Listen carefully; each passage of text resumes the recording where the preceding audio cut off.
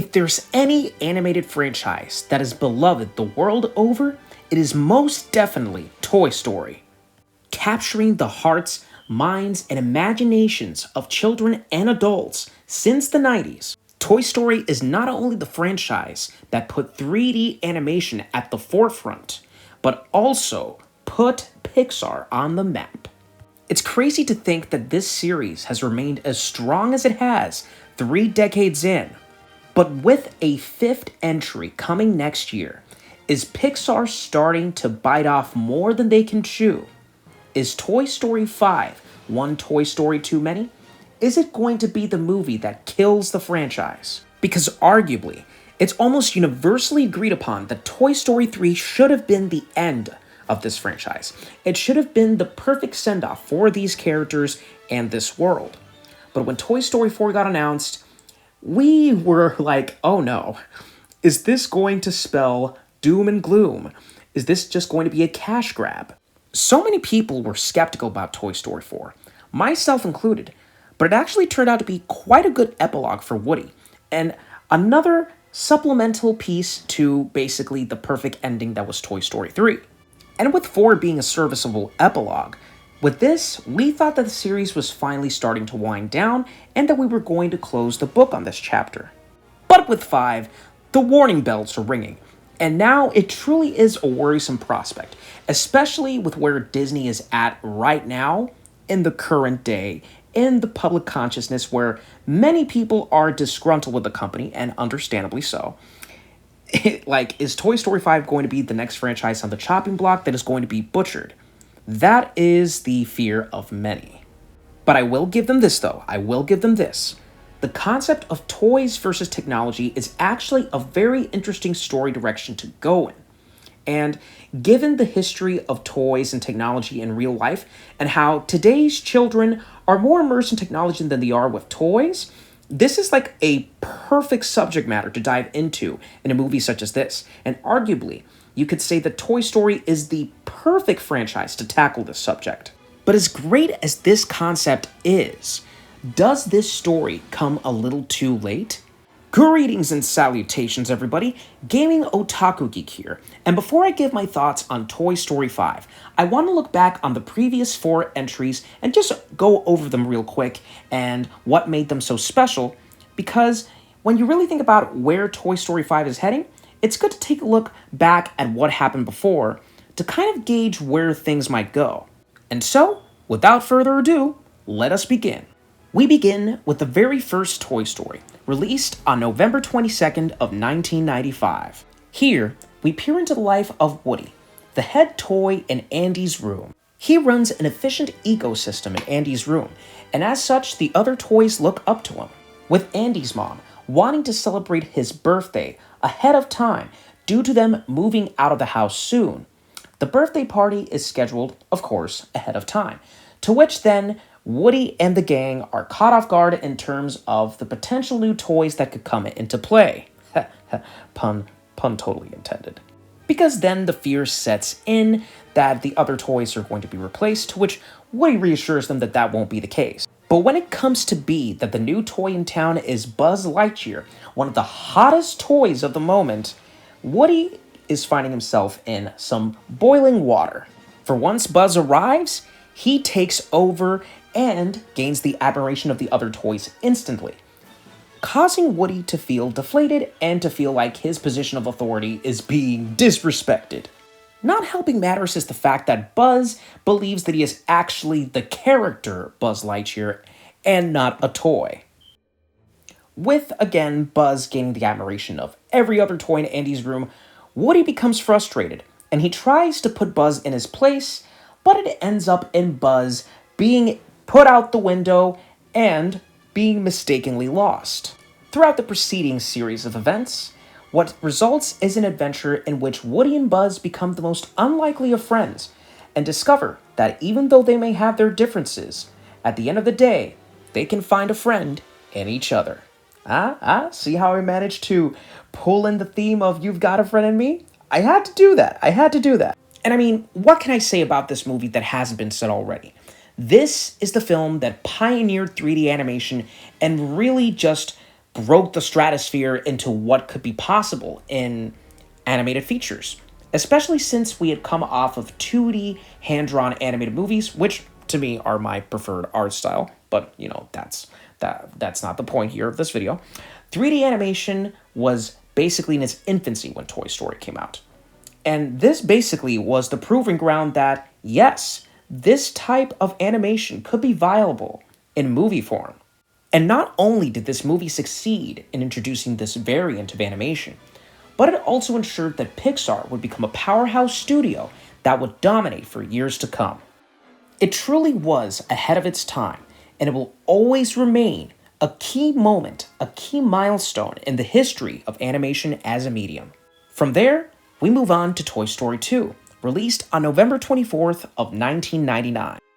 With the monstrous success of the first movie, it was only natural that a sequel would be greenlit. And what's crazy is that this movie almost didn't exist. A fatal error within the studio wiped out 90% of the film. Had it not been for Galen Sussman, who was on maternity leave and just so happened to have a copy of the movie in her computer because of the fact that she was working on it while she was at home, yeah, this movie would not have seen the light of day. Just a cool little nugget of history that I wanted to impart upon y'all.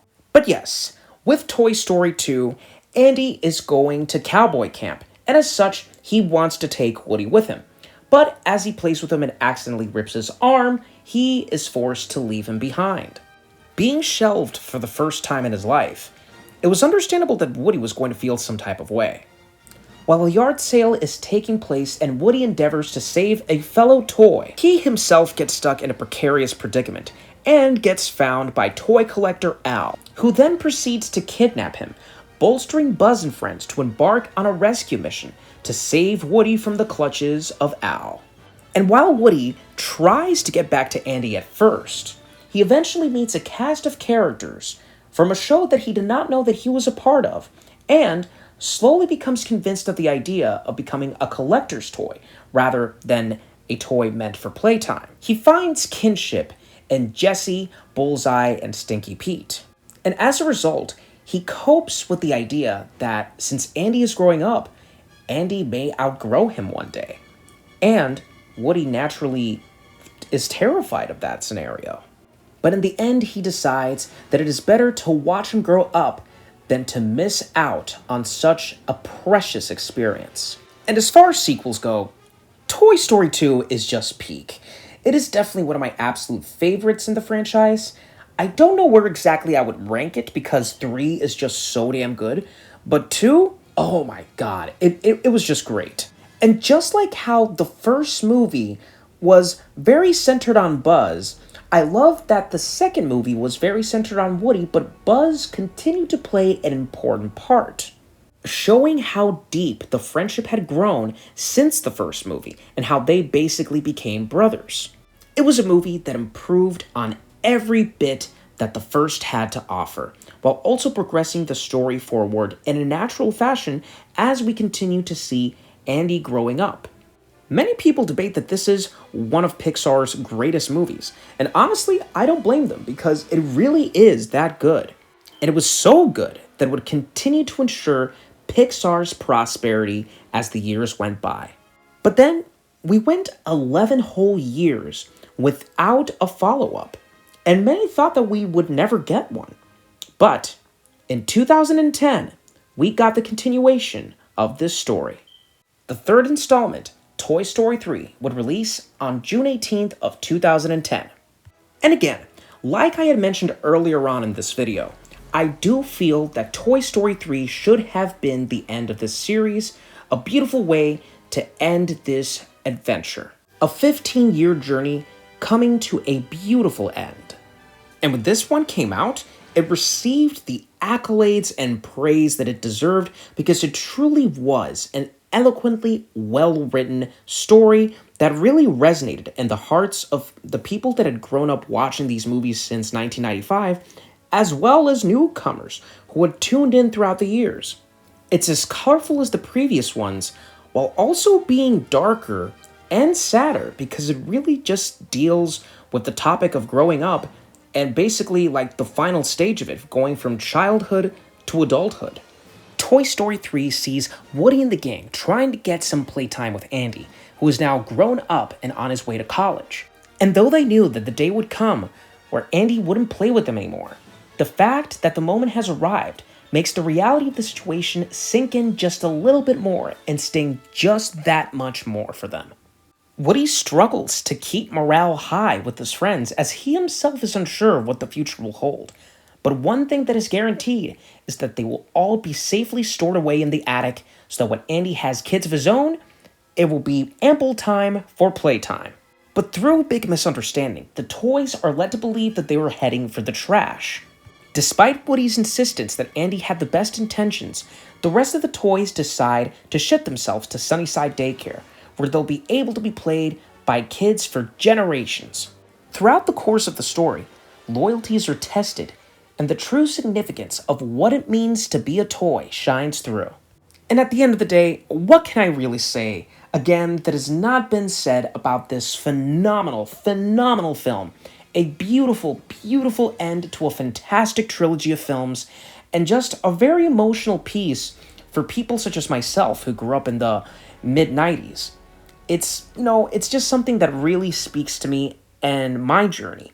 Growing up and, going from childhood to adulthood, this film, for people of my generation, really spoke to us. It really just resonated and symbolized our passage into adulthood.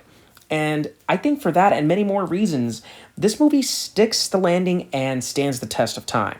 The two scenes that will always land the hardest for me are when Woody and the gang are in the furnace, about to die. And even though this is a Pixar movie, and you're like, there's no way Disney's gonna kill off all of these characters and call it a day. Though apparently this was originally how the movie was going to end, so that would have been very controversial. But anyway, I'm straying besides the point. The fact that these toys, these characters we had grown up watching, were going to burn alive, oh my god, that scene will always live rent-free in my mind. And of course, the grand finale where Andy passes on the torch and basically gives his toys to Bonnie, including Woody. And again, this is just such a symbolic representation of what it means to grow up and to pass on what you know to the next generation and gift them your knowledge and gift them your memories and this and that. It's just one of those scenes that will always remain iconic, and for as long as Pixar exists, Toy Story 3's ending will always be one of their most pivotal scenes. When Andy drives off into the horizon, and Woody's like, "So long, partner?" The feels! And naturally, with a conclusion such as that, you would think that there would be no need to continue with this franchise. And yet, we got a fourth entry. Toy Story 4 released on June 21st of 2019, a full 9 years after Toy Story 3.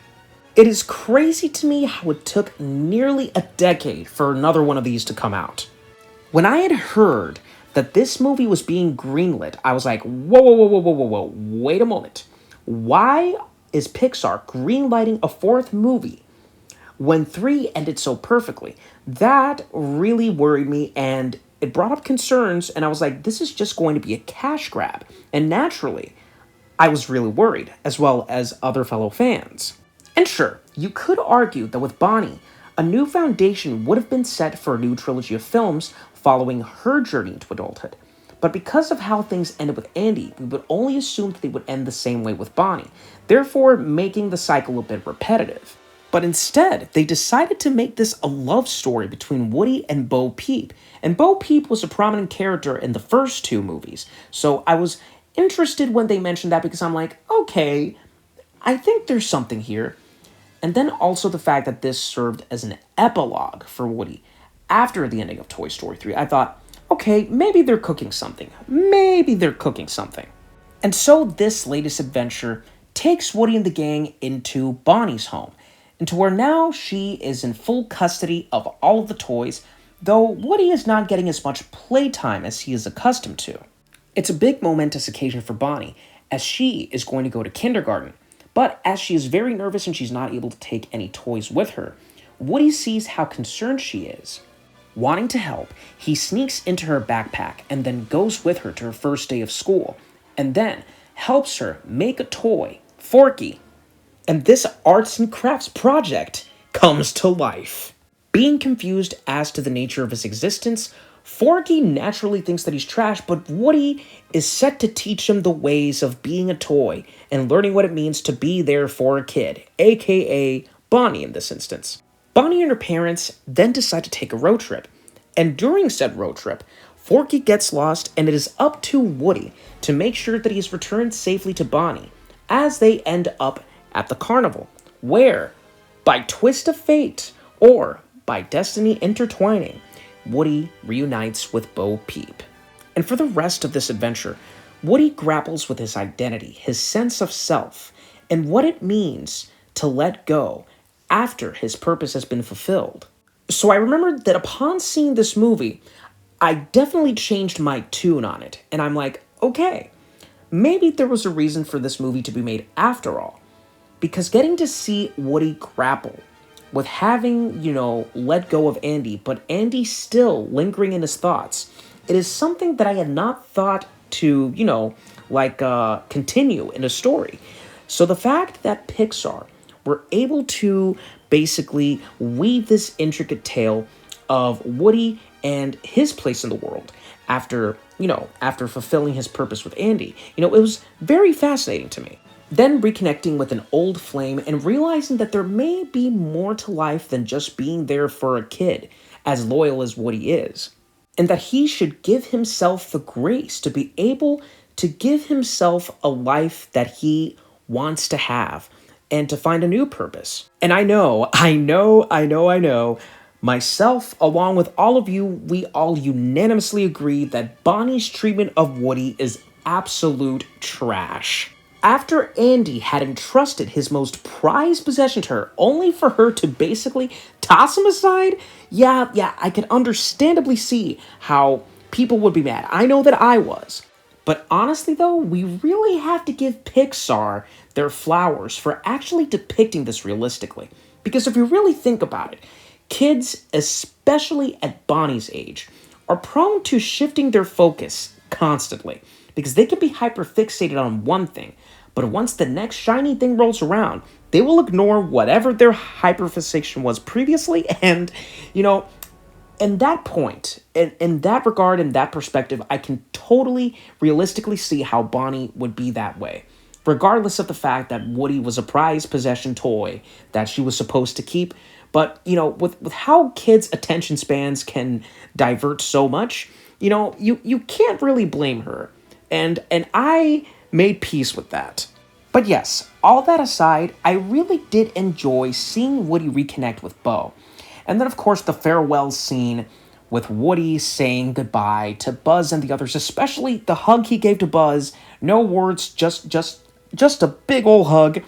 That really brought tears to my eyes, especially because it resonated so strongly with me at that point in time, because of the fact that I had left my home, everything that I had known, and, I had to leave my loved ones behind in order to forge forward, so it was very resonant for sure.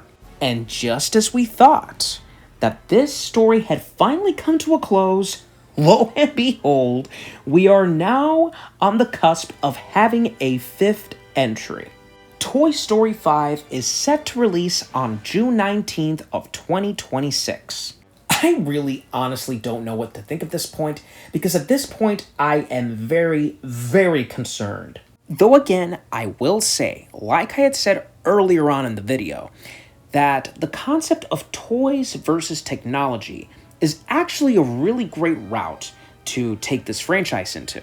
But after Woody and the gang had parted ways, I don't know, it just seems weird to have them reunite when 4 seemed like a definitive ending to the definitive ending. And I feel that this movie will do a great job at posing the question of whether or not you should introduce technology to your kids at a young age, or let them, play with toys and experience more things that would be associated with childhood before introducing them to technology, to exposing them to that world. But then going back to the logistics, where in the timeline is this going to take place? Is this a few years after Toy Story 4?